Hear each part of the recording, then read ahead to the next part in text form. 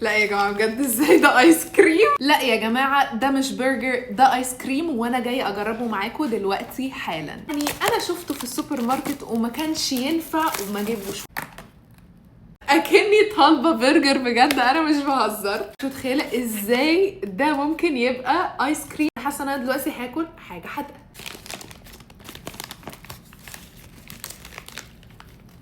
لا يا جماعه بجد ازاي ده ايس كريم؟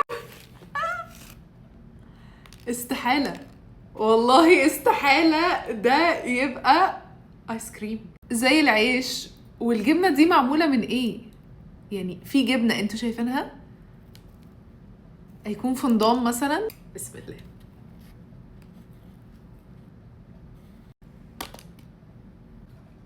استنوا، انا فهمت. العيش عارفين بالظبط عامل زي ايه؟ عارفين الفرنش توست؟